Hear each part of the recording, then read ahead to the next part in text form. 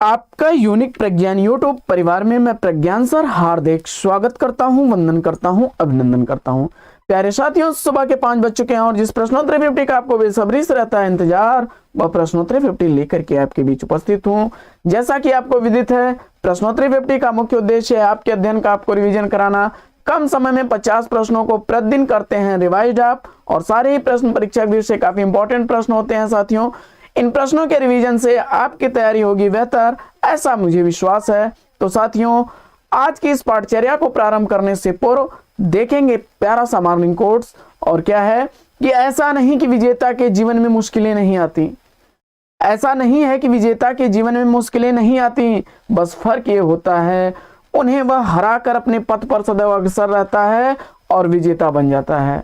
तो साथियों, अगर जीवन में सफल होना चाहते हैं तो इसके लिए अपने मार्ग में आने वाली बाधाओं से कभी भी मत डरो। ये बाधाएं सबके जीवन में होती हैं, सबके मार्ग में होती हैं। ऐसा नहीं है कि एकदम हलवा तैयार है और आपको फटाफट मिल जाएगा खाने के लिए, नहीं। अगर इतना बड़ा कंपटीशन है, इतने लोगों के बीच में आपको अपनी पहचान बनाना है, अपना अस्तित्व स्थापित करना है, तो उसके लिए तो आपको संघर्ष करना ही होगा साथियों। और मुझे उम्मीद है कि आपका संघर्ष जरूर कामयाब होगा। तो इसी मॉर्निंग कोर्स के साथ प्रारंभ करेंगे शायद प्रश्नोत्तरी 50 को, और देखेंगे प्रश्नोत्तरी 50 का आज का पहला प्रश्न। लेकिन पहला प्रश्न आप तक पहुंचे उससे पूर्व वीडियो को लाइक और शेयर करना बिल्कुल ना भूलें। चैनल पर पहली बार होंगे तो चैनल को सब्सक्राइब करके बगल में बने हुए बेल आइकन से ऑल बटन को भी प्रेस करिएगा। आपके लाइक शेयर सब्सक्रिप्शन से हमको मिलता है पुनर्बलन ऐसी ही पाठचर्या प्रतिदिन लाने के लिए। तो साथियों, बिना समय गंवाए देखते हैं आज का पहला प्रश्न। साहित्य विधाओं की प्रकृति आलोचना ग्रंथ के लेखक कौन है? इसका आपको जवाब बताना है। तो साहित्य विधाओं की प्रकृति आलोचना ग्रंथ देवी शंकर अवस्थी द्वारा लिखा गया ग्रंथ है। अगला प्रश्न, प्रश्न संख्या 2 है कि आत्मनिरीक्षण आत्मकथा के लेखक कौन है? आत्मनिरीक्षण आत्मकथा सेठ गोविंद दास द्वारा लिखी गई आत्मकथा है। 1958 ईस्वी आत्मकथा का प्रकाशन वर्ष है। अगला प्रश्न है कि समाज के हित में जैसी क्रांति की सतत प्रक्रिया काम्य है, वैसी ही रचना के हित में प्रयोग की यह कथन किसका है? जवाब हो जाएगा डॉक्टर रामस्वरूप चतुर्वेदी जी का। अगला प्रश्न है कि संशय आत्मा कृति के लिए साहित्य अकादमी पुरस्कार किस रचनाकार को दिया गया?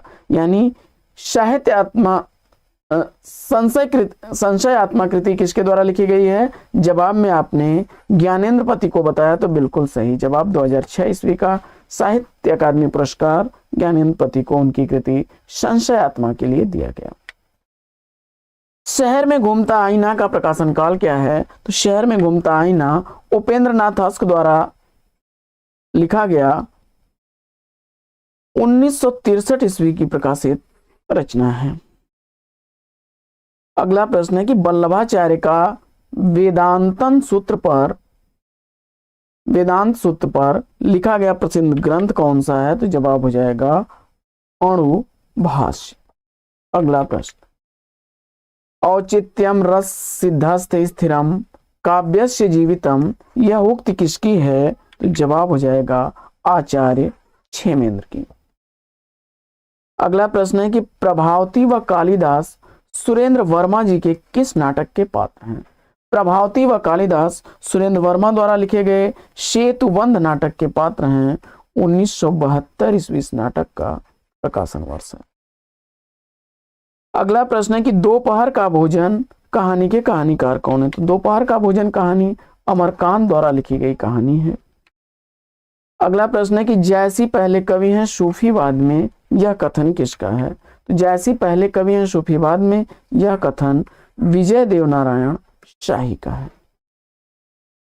अगला प्रश्न है कि शमशेर को प्रणय जीवन का प्रसंगबद्ध रसवादी कवि किसने कहा है?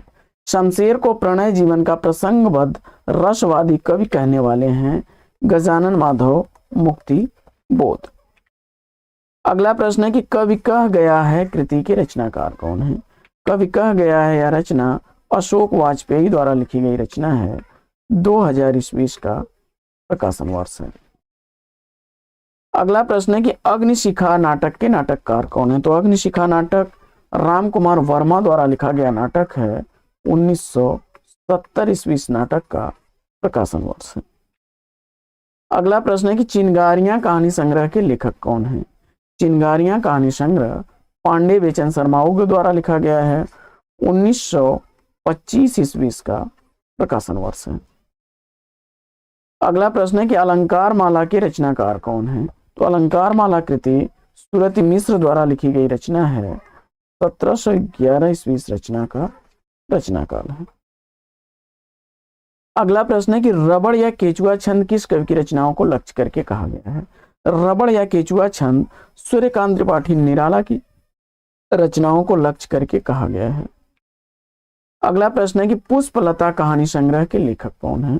पुष्पलता कहानी संग्रह सुदर्शन द्वारा लिखा गया है। अगला प्रश्न है कि पहल पत्रिका का प्रकाशन कब आरंभ हुआ? पहल पत्रिका का प्रकाशन 1960 ईस्वी में प्रारंभ हुआ था। ज्ञान रंजन इसके संपादक थे और यह त्रैमासिक पत्र जयपुर से प्रकाशित होता था। प्रयोगवाद दृष्टिकोण का अनुसंधान है। प्रयोगवाद दृष्टिकोण का अनुसंधान है, यह कथन किसका है? प्रयोगवाद दृष्टिकोण का अनुसंधान है, यह कथन केसरी कुमार का है। अगला प्रश्न है कि रस गंगाधर में पंडित राज जगन्नाथ ने किस बादशाह की प्रशंसा की है? रस गंगाधर में पंडित राज जगन्नाथ ने शाहजहां की प्रशंसा की है। अगला प्रश्न है कि कबहू न भड़ुआ रन चढ़े कबही न बाजी बंक, यह पंक्तियां किसकी हैं? तो जवाब हो जाएगा कवि गंग की।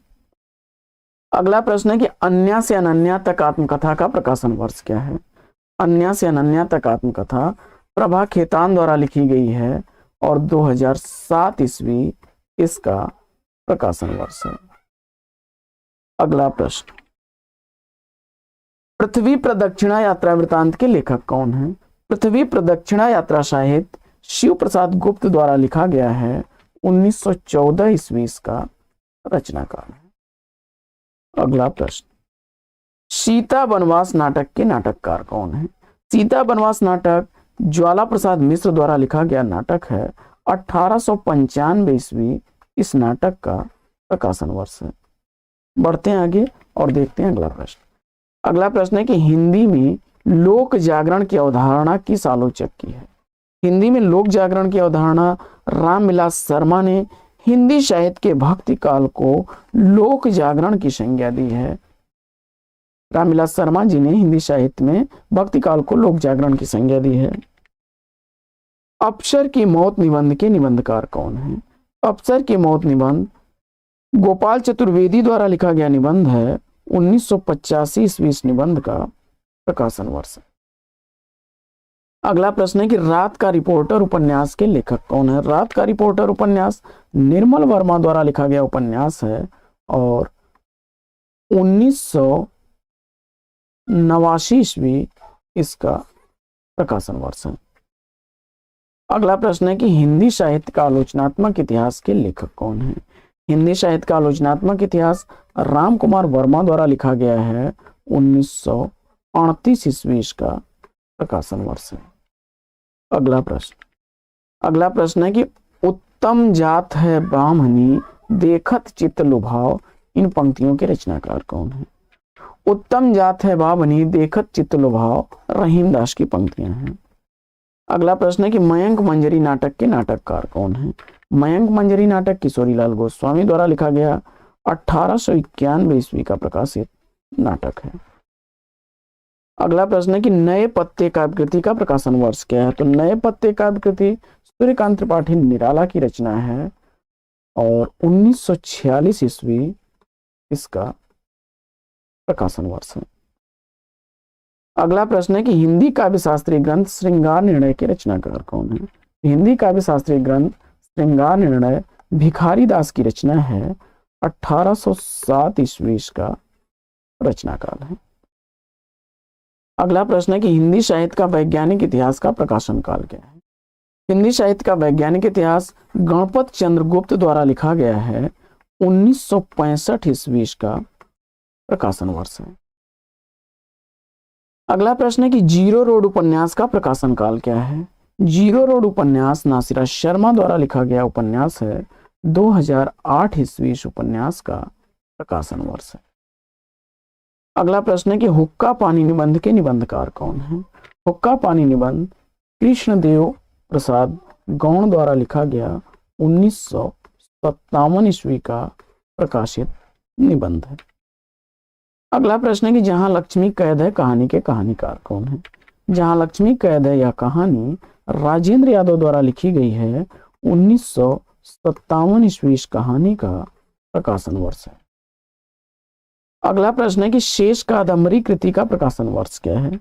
शेष कादम्बरी रचना अलका सरावगी द्वारा लिखी गई रचना है। 2001 ईस्वी इस रचना का प्रकाशन वर्ष है। अगला प्रश्न है कि धाराधर धामन के रचनाकार कौन है? धाराधर धामन राय देवी प्रसाद पूर्ण की रचना 1902 ईस्वी इस रचना का प्रकाशन वर्ष है। अगला प्रश्न है कि काव्य आत्मा की संकल्पनात्मक अनुभूति है, यह कथन किसका है? काव्य आत्मा की संकल्पनात्मक अनुभूति है, यह कथन है जय शंकर प्रसाद का। अगला प्रश्न है कि छायावाद का पतन पुस्तक के लेखक कौन है? छायावाद का पतन पुस्तक लिखी गई है देवराज द्वारा। 1966 ईस्वी इस पुस्तक का प्रकाशन वर्ष है। अगला प्रश्न है कि काल तुमसे होड़ मेरी काव्य कृति के लेखक कौन है? काल तुमसे होड़ मेरी यह काव्य कृति शमशेर बहादुर सिंह की है और 1988 ईस्वी का प्रकाशन वर्ष है। अगला प्रश्न है कि 10 द्वारे का पिंजरा उपन्यास की लेखिका कौन है?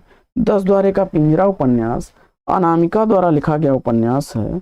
2008 ईस्वी का प्रकाशन वर्ष है। अगला प्रश्न है कि यौवन की मादक लाली में यौवन का हुलास देखा, इन पंक्तियों के रचनाकार कौन है? जवाब हो जाएगा सुभद्रा कुमारी चौहान। अगला प्रश्न है कि राम की लड़ाई नाटक के नाटककार कौन है? तो राम की लड़ाई नाटक लक्ष्मी नारायण लाल द्वारा लिखा गया नाटक है और 1979 ईस्वी का प्रकाशन वर्ष है। अगला प्रश्न है कि सुहाग के नूपुर उपन्यास के लेखक कौन है? तो सुहाग के नूपुर उपन्यास अमृतलाल नागर द्वारा लिखा गया उपन्यास है और 1960 ईस्वी उपन्यास का प्रकाशन वर्ष है। अगला प्रश्न है कि गुप्त जी को सामंजस्यवादी कवि किसने कहा है? तो गुप्त जी को सामंजस्यवादी कवि कहने वाले आचार्य रामचंद्र शुक्ल जी हैं। अगला प्रश्न है कि 18 सूरज के पौधे उपन्यास के लेखक कौन है? 18 सूरज के पौधे उपन्यास रमेश बख्शी द्वारा लिखा गया है। 1965 ईस्वी का प्रकाशन वर्ष है। अगला प्रश्न है कि आंखों की दहलीज उपन्यास के उपन्यासकार कौन है? आंखों की दहलीज उपन्यास मेहरुन्निसा परवेज द्वारा लिखा गया है। 1969 ईस्वी इस उपन्यास का प्रकाशन वर्ष है। अगला प्रश्न है कि वैदेही वनवास प्रबंध काव्य का प्रकाशन काल क्या है? वैदेही वनवास प्रबंध काव्य अयोध्या सिंह उपाध्याय हरिऔध द्वारा लिखा गया है। 1941 ईस्वी इस प्रबंध काव्य का प्रकाशन। अगला प्रश्न है कि झांसी की रानी नाटक के नाटककार कौन है? झांसी की रानी नाटक वृंदावन लाल वर्मा द्वारा लिखा गया नाटक है और 1948 ईस्वी इस नाटक का प्रकाशन वर्ष है। तो साथियों, आज की प्रश्नोत्तरी 50 लेगी यहीं पर विराम। वीडियो अगर अच्छा लगा हो तो लाइक और शेयर कर दीजिए। चैनल पर पहली बार होंगे तो चैनल को सब्सक्राइब कर लीजिएगा। तो फिर मिलते हैं आपसे अगले वीडियो में एक नए प्रश्न, एक नए टॉपिक, एक नए अंदाज में। तब तक के लिए लेंगे आपसे विदा। आपका जीवन मंगलमय हो। बेस्ट विशेष बेस्ट ऑफ लक। जय हिंद साथियों।